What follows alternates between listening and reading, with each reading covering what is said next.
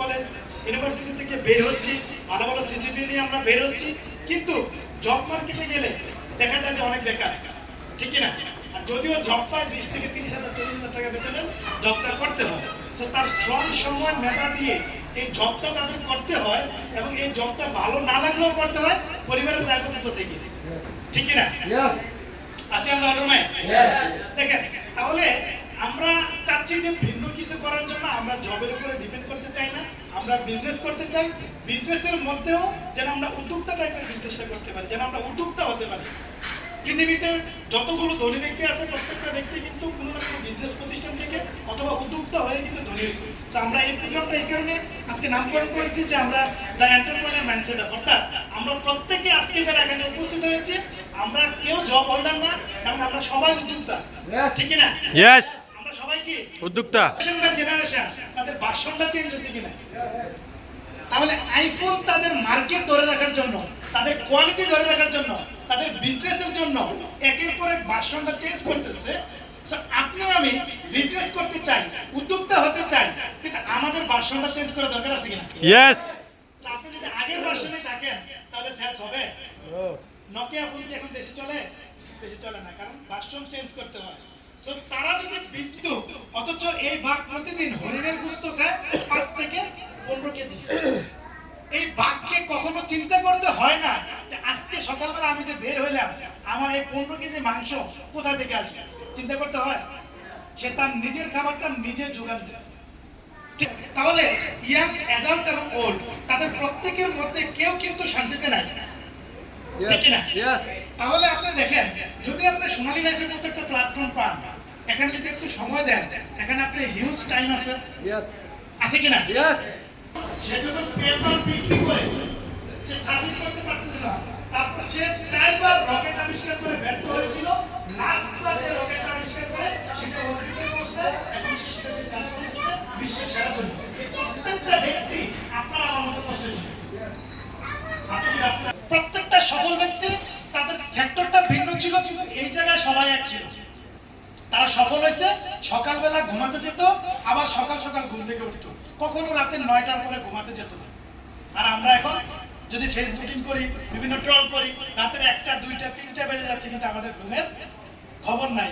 তাহাজ্জুদের নামাজ শেষ হয়ে যায়, তখন আমরা ঘুমাতে যাই, ফজরের সময় আর ঘুম থেকে উঠতে পারি না। তাহলে কিভাবে সফলতা আসবে আপনি আমাকে বলেন? সফল হওয়ার জন্য মুয়াজ্জিন সাহেব প্রত্যেক দিন যে আপনি যেই সেক্টরে সফল হতে চান আপনি খুঁজবেন এই সেক্টরে কেউ সফল হয়েছে কিনা।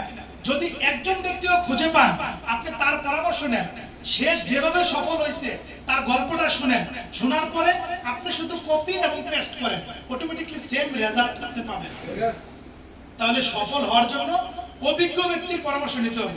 ইন্স্যুরেন্স করবেন, বিমাতে কাজ করবেন, কিন্তু আপনি পরামর্শ নিচ্ছেন ইঞ্জিনিয়ারের কাছে, ইঞ্জিনিয়ার তো ইন্স্যুরেন্স বোঝে না। বিষয়টা ক্লিয়ার? সে তার সেক্টরে দক্ষ, কিন্তু ইন্স্যুরেন্স সম্পর্কে না।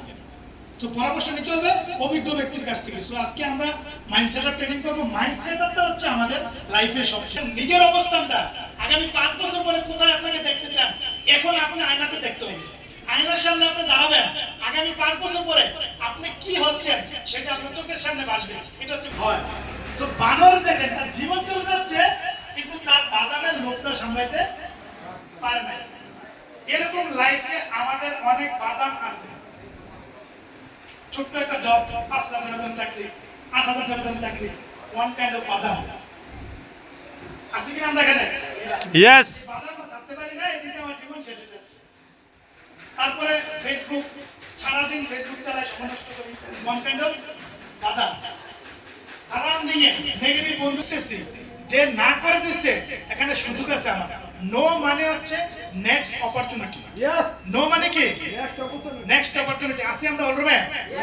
নো মানে কি?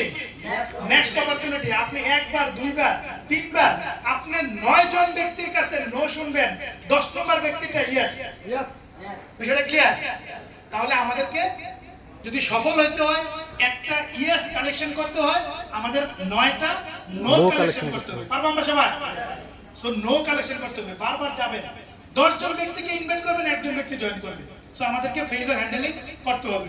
ফিডব্যাক যে চাইনিজ ব্যাম্বু টি হচ্ছে, প্রথম যখন কৃষক এটা বীজটা রোপণ করে 1 মাস 2 মাস 1 বছর হয়ে যায়, এটা অঙ্কুরোদ্গম হয় না, মাটির নিচে থাকে। কৃষক কি হাল ছেড়ে দেয়? হাল ছেড়ে দেয়? হাল ছেড়ে দেয় না। 1 বছর 2 বছর 3 বছর যায়, 4 বছর যাওয়ার পরে আস্তে আস্তে একটু একটু অঙ্কুরোদ্গম হয়।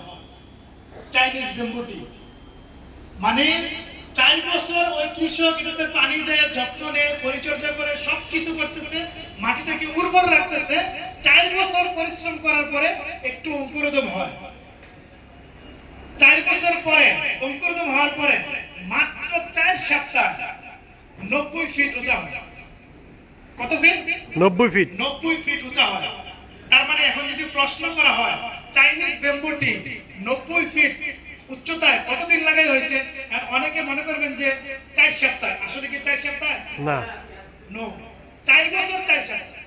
যদি আপনি স্ট্রাকচার বেঁধে কাজটা করতে চান, সোনালীতে সফল হতে চান, আপনি এই ইগো মেন্টালিটি ডেভেলপমেন্ট করতে হবে। আমরা অসুস্থ হই আমাদের এই খাদ্যাভ্যাসটা পরিবর্তন না করার কারণে। তা আমরা আপনাদেরকে নিয়ে সমালোচনা হচ্ছে মানে আপনারা কিছু করতে যাচ্ছেন, ঠিক কি না? Yes! আমরা যারা সোনালীতে আছে আমাদেরকে নিয়ে সমালোচনা হয় কিনা? সমালোচনা হয়। অনেককে নিয়ে হয় না, সমালোচনা হয় কিনা? আপনারা হয়তো জানেন না, কিন্তু সমালোচনা। চাকরি করে কি ধনী হওয়া যাবে? নো। আপনি ধনী হতে চান, চাকরি করে ধনী হওয়া যাবে না, আপনি বিজনেস করতে হবে। সো এই ব্যক্তিগুলো ধনী হয়েছে একমাত্র বিজনেসের কারণে। প্রত্যেকটা ব্যক্তির গল্প বাসায় গিয়ে ইউটিউব থেকে সার্চ দিয়ে পড়বেন, পারবো সবাই ইনশাআল্লাহ। তাহলে আপনারা বুঝতে পারবেন যে আসলে কি। দেখেন যে এখানে প্রত্যেকটা আরো ব্যক্তি করা হবে, কোন 4টা কাজ করে পৃথিবীতে প্রত্যেকটা ধনী ব্যক্তি ধনী হয়েছে, সফল হয়েছে, এটা কিন্তু জিজ্ঞাসা করা হবে। সো সকাল সকাল ঘুম থেকে ঘুমাতে যাওয়া এবং ঘুম থেকে ওঠা এবং প্রার্থনা করা এবং মর্নিং ওয়াক করা, টু ডু লিস্ট করা, মানে একটা নোটবুক করা হবে। ইউনিট ম্যানেজার হবে, ঠিক like a unit manager, talk like a unit manager, work like a unit manager. আপনি কাজ করবেন ইউনিট ম্যানেজারের মতো, পারবো আমরা সবাই ইনশাআল্লাহ। এই মেন্টালিটির কারণে আমরা অনেকে সফল হতে পারি না। আজকে থেকে আমরা এই মেন্টালিটি চেঞ্জ করব।